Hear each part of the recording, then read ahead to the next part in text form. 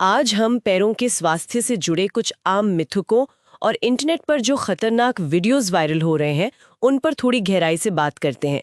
हमारे पास स्रोत के तौर पर पॉडियाट्रिस्ट फुट डो डाना का एक लेख है और उनके कुछ वीडियो रिएक्शंस भी हैं। हाँ बिल्कुल। और मकसद यही है कि पैरों की देखभाल को लेके जो गलत फहमियां हैं उन्हें दूर किया जाए और ये समझा जाए कि कौन सी जानकारी सही है और क्या चीजें खतरनाक हो सकती हैं, है ना? बिल्कुल। कौन से नुस्खे असल में नुकसान कर सकते हैं। ठीक है, तो चलिए शुरू करते हैं। सबसे पहला सवाल जो शायद बहुत लोगों के मन में होगा, क्या सच में उंगलियां या जोड़ चटकाने से पैरों के या हाथों के गठिया होता है?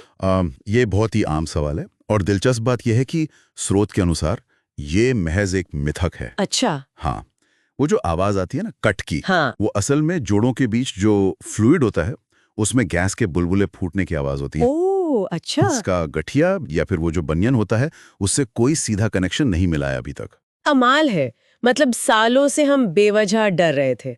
अच्छा, दूसरी चीज, फुट स्पा डिटॉक्स, ये आजकल बहुत पॉपुलर है। क्या ये सच में काम करता है?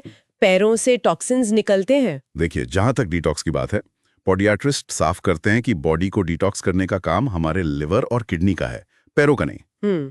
वो जो फुटबाथ में पानी का रंग बदल जाता है या गंदा सा दिखता है, वो अक्सर मशीन के अंदर जो मेटल होता है उसमें जंग लगने या पानी में मौजूद मिनरल्स की वजह से होता है। तो मतलब शरीर से निकले टॉक्सिन्स नहीं है वो? नहीं, वो शरीर से निकले टॉक्सिन्स नहीं है। हाँ, अगर किसी को उससे आराम महसूस होता है, पैर हल्के लगते हैं, तो ठीक है, उसमें कोई बुराई नहीं। पर डिटॉक्स के नाम पर शायद उतना सच नहीं है। समझ गए।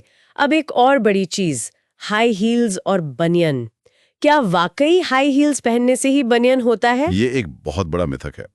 पॉडियाट्रिस्ट के मुताबिक बनियन मतलब अंगूठे के पास की हड्डी का बाहर निकल आना। हाँ। उसका मुख्य कारण जेनेटिक है, मतलब वंशानुगत। ओहो। हाँ, ये बात सही है कि ऊंची एड़ी के जूते या बहुत तंग जूते पहनने से ये प्रॉब्लम बढ़ सकती है, दर्द ज्यादा हो सकता है, पर वो इसकी जड़ नहीं है।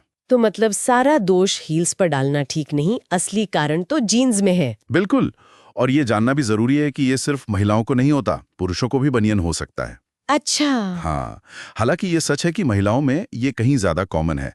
करीब 90% मामले महिलाओं के ही होते हैं। ठीक है।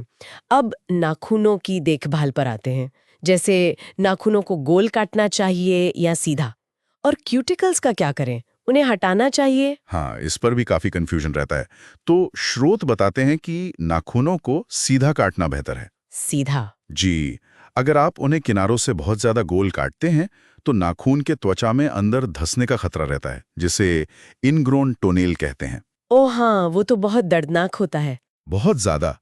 और क्यूटिकल्स की बात करें तो वो नाखून की जड़ को प्रोटेक्ट करते हैं, एक तरह से सील का काम करते हैं। उन्हें काटने से इन्फेक्शन का रास्ता खुल सकता है, तो बेहतर है कि उन्हें काटे नहीं, बस हल्के से पीछे की तरफ पुश कर दें। अच्छा, बस पीछे धकेलना काफी है, काटना नहीं है। बिल्कुल। ये छोटी छोटी बातें हैं पर बहुत जरूरी हैं।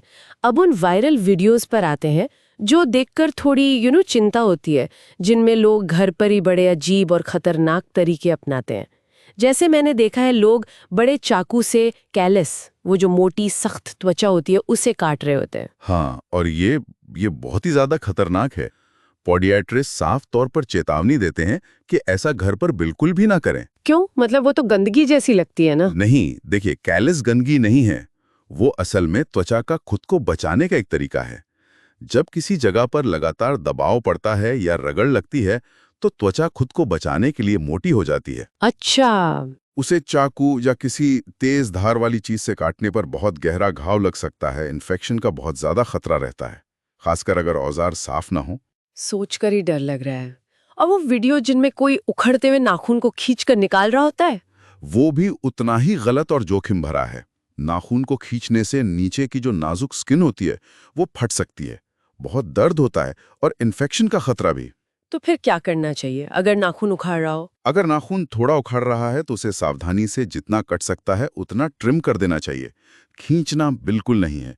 और अगर ज्यादा समस्या लगे, दर्द हो या इन्फेक्शन जैसा दिखे तो फौरन किसी प्रोफेशनल, किसी पोडियाट्रिस्ट को दिखाना चाहिए। और ये सब बिना दस्तानों के या अजीब से औजारों से करना तो और भी खतरनाक होगा। बिल्कुल, संक्रमण का खतरा कई गुना बढ़ जाता है। मैंने एक वीडियो में तो हद ही देखी थी। कोई कंक्रीट के फर्श पर अपने पैर घिस रहा था, पता नहीं क्यों। ओह, ये तो बहुत ही ज्यादा खतरनाक है। इसकी तो कल्पना भी नहीं करनी चाहिए, है ना? खासकर अगर किसी को डायबिटीज है या नसों की कोई समस्या है जिससे पैरों में सुन्नपन रहता हो। उन्हें तो पता भी नहीं चलेगा कि पैर कितना छिल गया या जल गया, और इससे बहुत गंभीर घाव हो सकते हैं। सही बात है। अच्छा, इन खतरनाक तरीकों से हटकर एक और आम समस्या पर आते हैं, एथलीट्स फुट। क्या ये सिर्फ एथलीट्स को ही होता है, जैसा कि नाम से लगता है? नहीं, ये नाम थोड़ा सा भ्रामक है। एथलीट फुट असल में एक फंगल इन्फेक्शन है। Fungal infection? हाँ, फंगस से होता है, और ये किसी को भी हो सकता है। इसका नाम एथलीट्स फुट इसलिए पड़ गया क्योंकि खिलाड़ी अक्सर gym, locker room, swimming pool के आसपास या सार्वजनिक शावर जैसी जगहों पर ज्यादा रहते हैं, जहां नमी रहती है। बिल्कुल।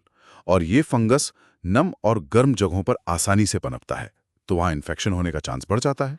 तो इससे बचने के लिए क्या करें? क्योंकि बीच की जगह को और सार्वजनिक नम जगहों पर जैसे पूल के आसपास या जिम के शावर में नंगे पैर चलने से बचें।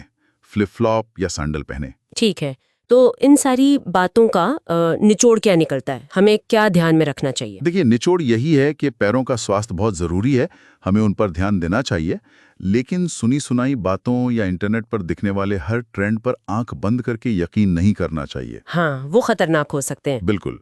सही जानकारी रखें, और अगर कोई समस्या है तो किसी प्रोफेशनल यानी पोडियाट्रिस्ट से सलाह लें।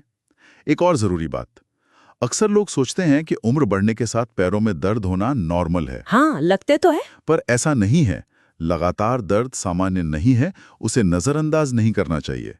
और हाँ, जूते का साइज भी हमेशा एक जैसा नहीं रहता।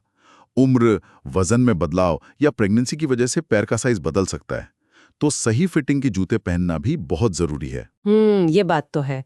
तो कुल मिला के इन स्रोतों से ये साफ हो गया कि पैरों की देखभाल को लेकर जो कई आम बातें हम सुनते हैं, वो असल में सिर्फ मिथक है, और कुछ ऑनलाइन तरीके तो वाकई खतरनाक हो सकते हैं। बिल्कुल सही। और यहाँ एक सोचने वाली बात ये उठती है, हम अक्सर अपने चेहरे का, अपने बालों का कितना ध्यान रखते हैं, कितना समय, कितना पैसा खर्च करते हैं। हाँ, करते तो हैं। लेकिन अपने पैरों के स्वास्थ्य को हम कितनी प्राथमिकता देते हैं, जबकि वही पैर हैं जो दिन भर हमारे पूरे शरीर का बोझ उठाते हैं। इस पर सोचना चाहिए।